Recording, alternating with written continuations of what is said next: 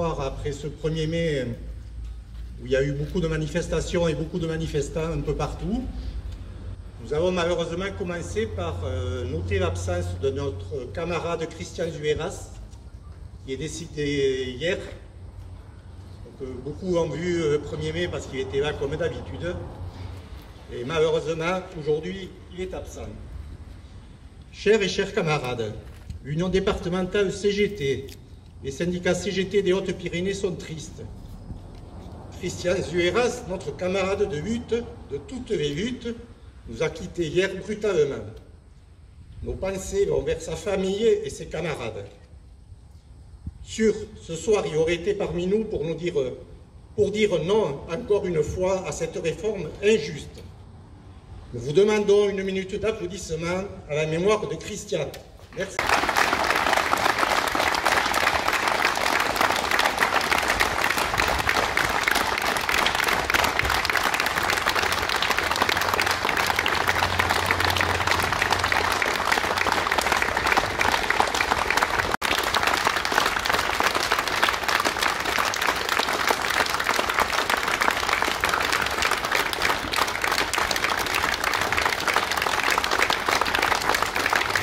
Merci.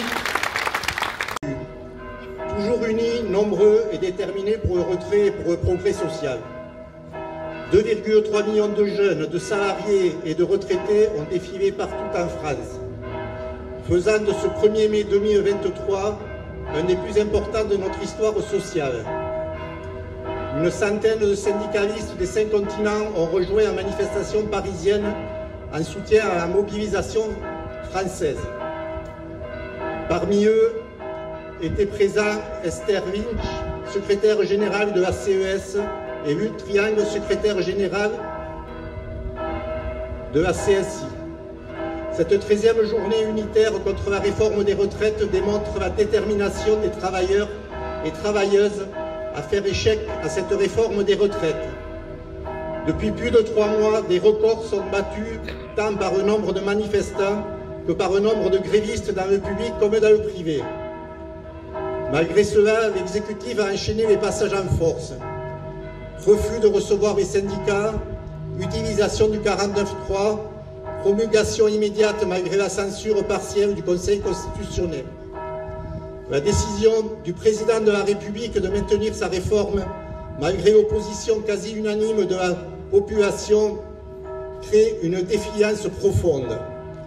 L'intersyndicale dénonce une nouvelle fois solennellement ces décisions autoritaires qui ajoutent à la crise sociale une crise démocratique. L'intersyndicale a toujours refusé de céder à ces provocations et s'est attaché à maintenir une mobilisation pacifique, festive et populaire malgré des incidents parfois graves que nous déplorons. Dans l'attente de la décision sur le RIP, l'intersyndicale se félicite de la proposition de loi d'abrogation de la réforme des retraites qui sera à l'ordre du jour le 6 juin prochain à l'Assemblée nationale. Cette proposition de loi permettra pour la première fois à la représentation nationale de se prononcer par un vote sur la réforme des retraites. Nous appelons unitairement nos organisations à aller rencontrer les députés partout pour les appeler à voter cette proposition de loi. Dans ce cadre, l'intersyndicale appelle à multiplier les initiatives avec notamment une nouvelle journée d'action commune de grève et de manifestation le 6 juin prochain, permettant à l'ensemble des salariés de se faire entendre des parlementaires. Depuis 6 mois, les organisations syndicales de salariés font de nombreuses propositions, notamment en matière de financement, pour renforcer notre système de retraite par répartition et le rendre plus juste. Le gouvernement a annoncé l'ouverture d'un cycle de concertation sans que l'objet ni le cadre ne soient précisément fixés. Les organisations syndicales de salariés rappelleront le refus de la réforme des retraites. Elles travailleront à des propositions intersyndicales communes mettant à contribution les employeurs pour que les préoccupations des salariés soient enfin prises en compte en matière de salaire, de conditions de travail, de santé au travail, de démocratie sociale, d'égalité femmes-hommes et d'environnement notamment.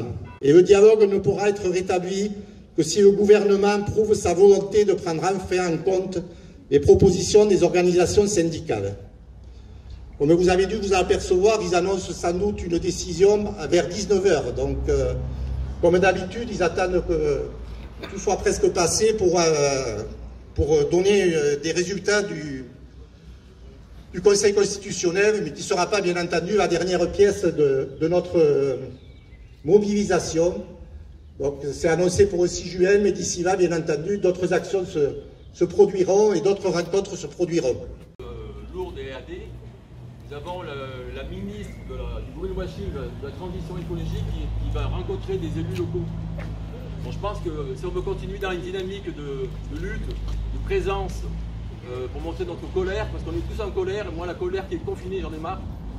Je pense que les citoyens qui sont présents, les camarades, on devrait venir, aller, se rendre à la salle des fêtes de Bartrès où vont se réunir donc, la ministre et les élus du territoire des Hautes-Pyrénées.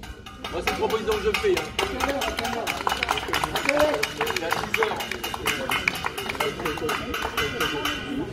Samedi, il faut être à 9 h 30.